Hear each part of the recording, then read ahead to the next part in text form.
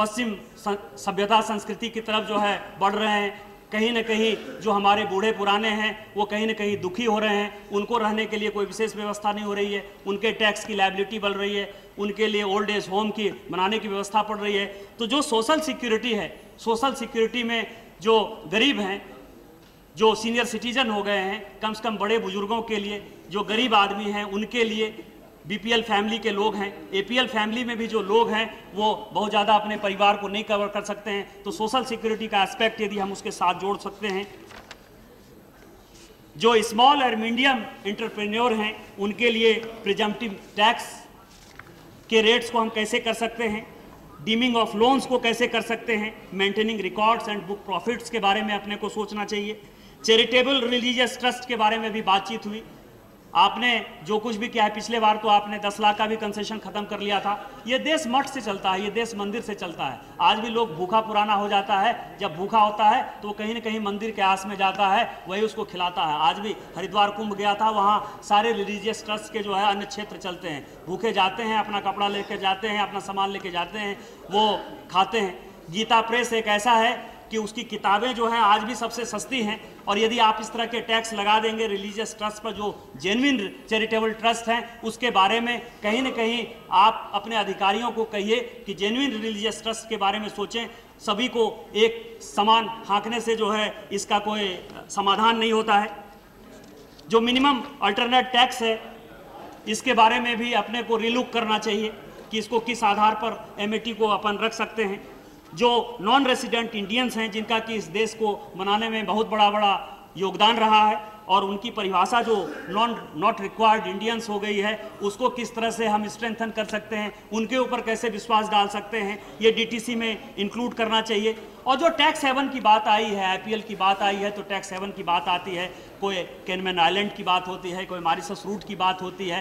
तो ये कैसे खत्म होगा, जिससे कि हमारा फॉरेन डायरेक्ट रेवेन्यू भी जो है, एफडीआई जो आ रहा है, वो भी कहीं नहीं परेशान हो, और जो इस तरह के जो लूप होल्स हैं हमारे कानून में, वो कैसे रुकेंगे, इसके बारे में विशेष तौर पर आपको डीटीसी में देखना चाहिए।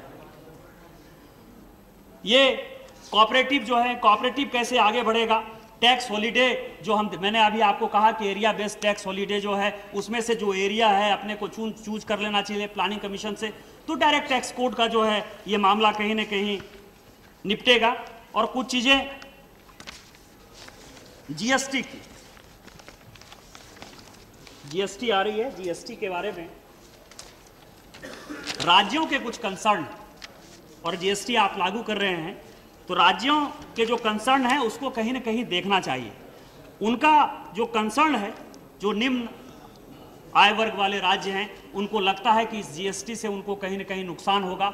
और निम्न आय राज्य में जो है हमारा झारखंड भी आता है, बिहार भी आता है, मध्य प्रदेश भी आता है, छत्तीसगढ़ भी आता है। तो कहीं ना कहीं उनके जो कंसर्न है उसको जीएसटी में अपने को देखना चाहिए। राज्यों की स्वायत्तता पर जो है उनको लगता है कि कहीं ना कहीं जो हम सॉवरेन स्टेट हैं, कहीं ना कहीं जो फेडरल स्ट्रक्चर में हमारे ऊपर कुछ ना कुछ जिम्मेवारियां हैं, वो कहीं ना कहीं खत्म होंगी। तो इसके बारे में देना चाहिए उनको। जो इसका नुकसान होगा जीएसटी के कारण, जो उनका नुकसान होगा, उसकी कैसे भरपाई करेंगे। तो जीएसटी के कुछ एक मुद्दे हैं। और अंतिम में कंक्लूड करते हुए, वित्त मंत्री जी माफ करिएगा, आपका जितना भी स्पीच आपके मंत्री देते हैं वो ये देते हैं कि आपके एनडीए के शासन में क्या था और हमारे शासन में क्या, और सुनते सुनते 11 महीने से मैं थक गया। मुझे ये लगा कि 63 साल इस आज़ादी को हो गए, मुश्किल से 7-8 साल दूसरे ने शासन किया होगा, 55 साल तो आप ही ने शासन किया। और यदि हम दूसरे के ऊपर उंगली उठाते रहेंगे कि एनडीए के शासन में ये टैक्स रिजीम था, उसके ऊपर इतना टैक्स कलेक्शन था, इतना रूरल डेवलपमेंट में खर्चा हो रहा था, इतना इरिगेशन में खर्चा हो रहा था, सर्व शिक्षा अभियान में इतना खर्चा हो रहा था, तो हम केवल धसना ढगाने के अलावा कुछ नहीं करेंगे। और जो देश की स्थिति है, देश की स्थिति मैं आपको 2800 BC और 1800 BC में क्या देश की स्थिति थी इसके बारे में बताना चाहूंगा कि उस वक्त सोने की चिड़िया कहलाता था। उससे जब हम आगे बढ़े, 1872 का सेंसस ये कह रहा है कि 99% जनता जो है उसके पास रोजी रोटी के लिए बहुत कुछ चीजें थी। 1872 का सेंसस कह रहा है।